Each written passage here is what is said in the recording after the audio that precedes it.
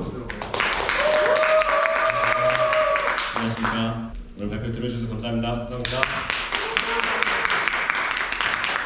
이런 호흡으로 마무리하고자 합니다. 네, 감사합니다. 안녕하세요. 독거총각입니다. 이번 주는 스피치 여행을 떠날 겁니다. 무슨 스피치 여행이냐고요? 저는 말을 잘 못한다는 소리를 어렸을 때부터 많이 들었는데요. 친구들한테 듣기로는 속된 말로 이게 좀 안 돼, 이런 소리 많이 들었고요. 그리고 물론 좋아하는 이성 앞에 서면 항상 말을 잘 못했던 것 같고, 특히 다른 사람 앞에 서면은 심박수가 매우 올라가고 긴장하는 습관이 있는 것 같습니다. 이런 부분을 고쳐보고 싶어서 이번 스피치 용기 내서 신청하게 됐고요. 제가 왜 말을 잘 못하는지 생각을 해보자면은, 첫 번째는 말할 기회가 적었다는 것이고, 두 번째는 제가 공대생 출신입니다. 공대생 출신인데 공대에서 발표를 하다 보면은 가장 많이 듣게 되는 질문이 왜입니다. 왜 그래? 왜 그렇게 생각해? 인데, 이 왜라는 게, 공대는 답이 정해져 있는 분야가 많아서 그런 것 같습니다. 수학적으로 계산해서 정답이 나오는 경우가 있기 때문에 서로 토론하는 것과 약간 결이 다른데, 이 왜라는 게 때로는 공격적으로 들릴 수 있고 화자의 톤에 따라서 공격적으로 들릴 수도 있는데, 그래서 공대에서 발표를 하면 할수록 앞에 나가면 긴장하는 그런 부정적인 잠재의식이 생기더라고요. 근데 이걸 언제 알았냐면, 인문대에서 한번 발표할 기회가 있었는데 공대와 다르게 너무 반응이 좋은 거예요. 막 작은 이야기만 해줘도 밝게 웃어주고, 그래서 한번 발표하고 나서 긴장하는 게 확 사라졌다는 걸 느꼈습니다. 그래서 내 안에 부정적인 잠재의식이 있구나, 이걸 알게 되었고요. 그리고 물론 발표 준비도 부족한 것 같습니다. 발표하시는 분들은 최소 10번 이상 리허설을 한다고 들었는데요, 5번 이상은 해본 적이 없는 것 같습니다. 이런 부분은 좀 개선해야 될 부분인 것 같습니다. 대학생 때 불편함을 많이 느껴서 너무 답답해가지고, 대학 학생인데 예산을 지금도 기억납니다. 72만원 예산을 세워가지고 스피치 강의 들어봤던 기억이 납니다. 그때 한 달간 올인하면서 이론은 열심히 들었는데 막상 트레이닝을 못했습니다.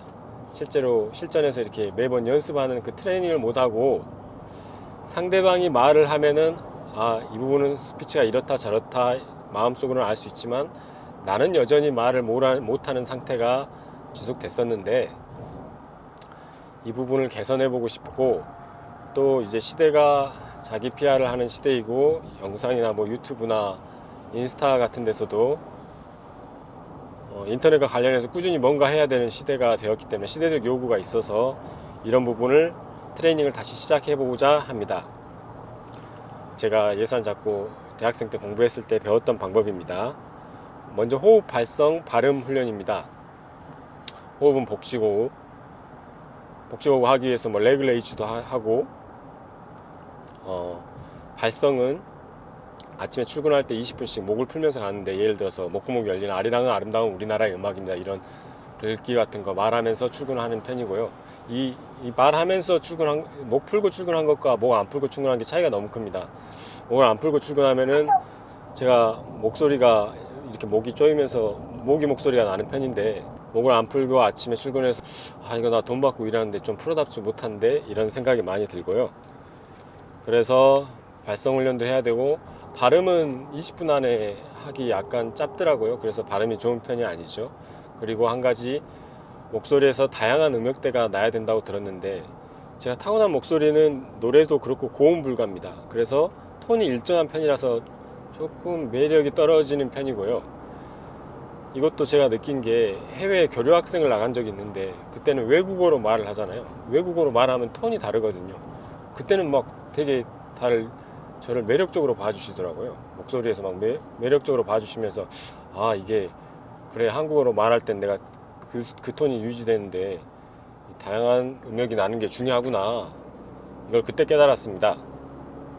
그래서 호흡, 발성, 발음 훈련이 중요하고, 두 번째로 RPST, Read, Pick, Speak, Teach입니다.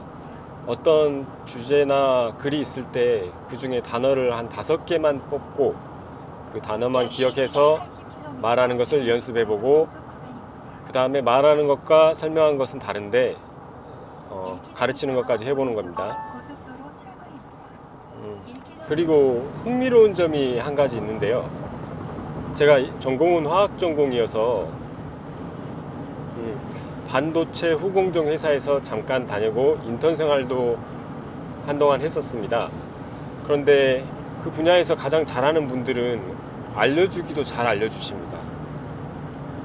본인들 말로는 가르치면서 다시 한번 내가 복습이 된다고 하시더라고요. 그래서 이게 한 분도 아니고 여러분이 다, 그것도 전혀 분야도 다른 분들이 그 말을 동일하게 하시니까 흥미롭게 생각하고 이 부분은 나이가 들면서 점점 더 오래 고민해봐야 될 부분인 것 같습니다.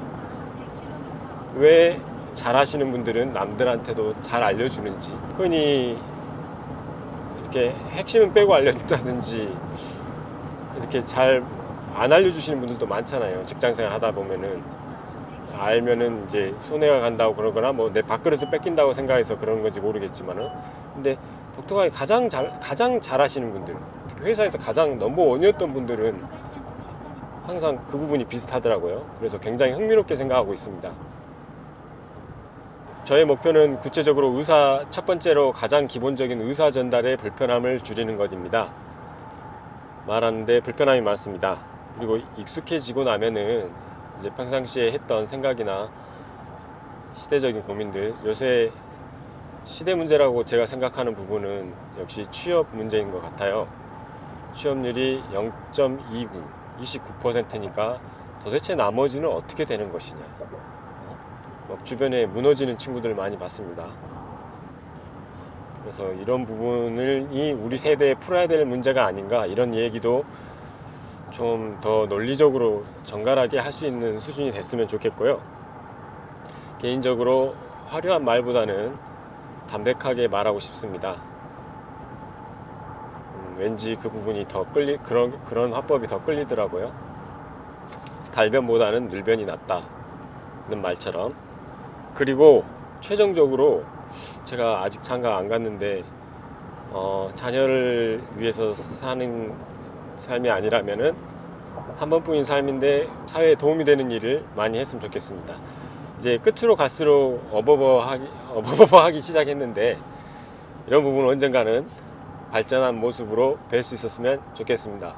감사합니다. 그럼 음성이 더 잘 들어갈 겁니다. 네. 주먹 하나 한번 해보시겠어요? 주먹 하나. 좋습니다. 주먹 하나 조금 더 떼야 될 것 같은데. 네, 주먹 하나 넣어보세요. 반대쪽. 이만큼.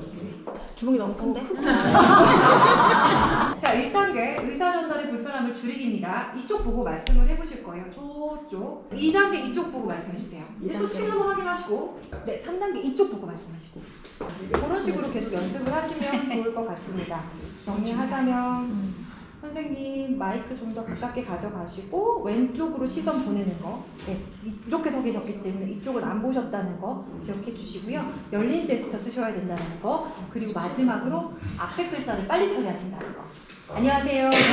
안녕하세요가 아니라 안녕하세요 이렇게. 제가 이렇게 쓰신다는 거. 제가 앞 글자를 더 강하게 쓰셔야 정확히 전달하고자 하는 소리가 들립니다. 그런 부분 신경 써주시면 되겠습니다. 네, 감사합니다. 우선 내려오시고.